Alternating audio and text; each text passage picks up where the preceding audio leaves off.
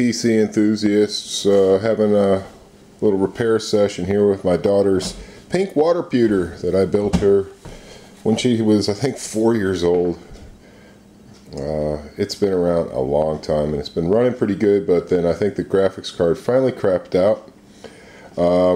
She's taken fairly good care of it. Only recently has she started getting slobby with it, slobbing up the top of it with some sort of blue marks. I don't have any idea how those could have gotten up in there. But yeah, I just thought I'd show you a couple of these cool little details here. Fan grills, laser cut circuit pattern on them. It's got the 240 radiator on it. Now, whenever I sell reservoirs to my customers, I always advise them to just use distilled water because it'll create crazing. And as you can see, this is not a reservoir I built. I think this is I can't remember where I got this reservoir. But a little bit of crazing there, a little bit of crazing there. This is some sort of supposedly non-conductive PC specific cooling fluid, which anytime you use something like that, it's supposed to lubricate the pump, and if it gets out, it's not supposed to fry the computer. And the fact is that if this stuff gets on your circuit board, it creates a sticky mess. So far so good, no leaks. I want to show you this really cool Alpha Cool pump with the Lucite custom cover on it that allows you to use proper G-quarter fittings on it and whatnot. And so I'm going to show you, it's suspended with rubber isolators, a little touch I added so you don't even hear it running. The liquid part of it isn't. It's got a D-Tech Fusion water block on there. You see the nice BP swivel fittings, compression fittings. I went top of the line for my little girl. This has got a DFI LAN party. I think it's a UT4P24RS or something like that. It's a pretty nice little, for a micro ATX. I think it's really nice. It's got chipset cooling on it. You can run Crossfire, or you can run SLI with it, which is pretty cool. I've got a couple of terabyte drives here. Made the mistake of running these in RAID 0 because I don't know why, I just like RAID 0. And now it's got errors. It'll still boot up, but I think there's some corrupted files. I think it's creating some issues. Anyway, this is a graphics card that's been running in the machine for ages. An old GeForce 8800 GT Zotac. And it finally started crapping out. So I'm hoping that this Giggetybyte, this is a GT420, 128-bit, 2 gig of DDR3 memory on it. Not a gaming card, it's just a card that's kind of useful because it has HDMI, it has the old-fashioned VGA for this crappy old monitor. It's got the DVI-D with the HDPC, handshake type connection to it. It's a very cheap card. It's like 40 bucks off a Newegg. Probably the best value card you could put in there if you're not a gamer. But before I put the card in, you can kind of see around inside there.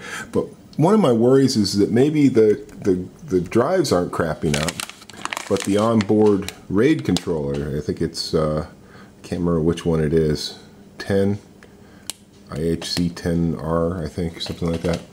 That may be crapping out.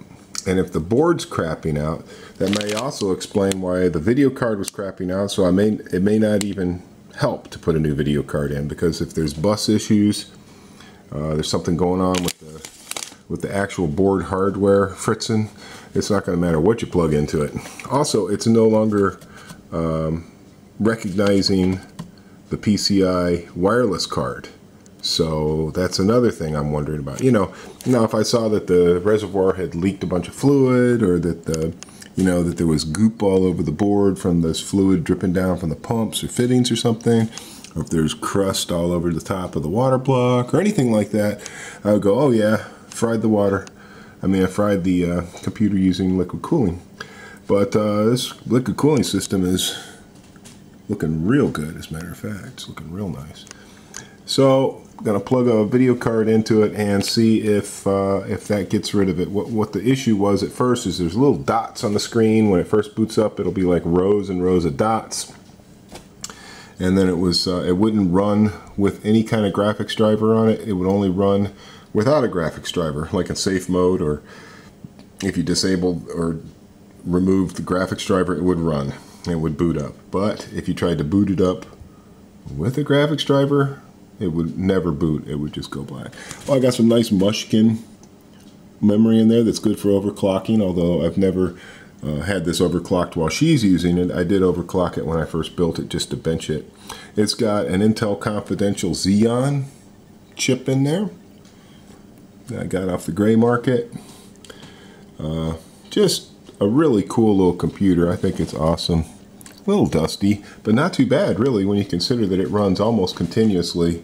And these little filters and stuff that you see on the fans, they work really well. This is a very strange case. It's a PC Design Labs case made in America out of heavy gauge aluminum. I had it custom powder coated with silver sparkle and bubble gum with the colors, and then a clear coat on top of it. So just the powder coating alone was about 180 bucks. The case is gosh, a couple $100, 200 and something bucks. So it's an extremely expensive case. So I'm kind of happy that she hasn't totally hosed it, scratched it, dented it, whatever. It's got some stains on it that I can't remove. I don't know what she did. I have no idea. Asus DVD drive.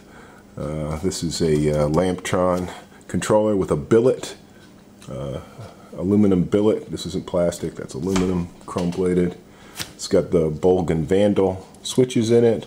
Reset, power, hard drive indicator, power indicator. Really nice little PC. I don't show it off enough. I'm very proud of it. It's run well for a long time. She's ready for a laptop though. You know how everybody is. Everybody wants mobile. Everybody's mobile. They want tiny little flat, thin devices. Nobody wants to sit there in front of a computer anymore, which is okay. But while it's still working, we keep it going. I also have really great things to say about these Corsair power supplies. Made in Greece. Excellent power supply. The HX620, very quiet, very reliable, modular, tons of connectors for it. So this card is so like non-gaming that it doesn't even have a need for additional power. It just takes all of its power right off the PCIe bus. So let's see what happens. I'm going to try and get it working again.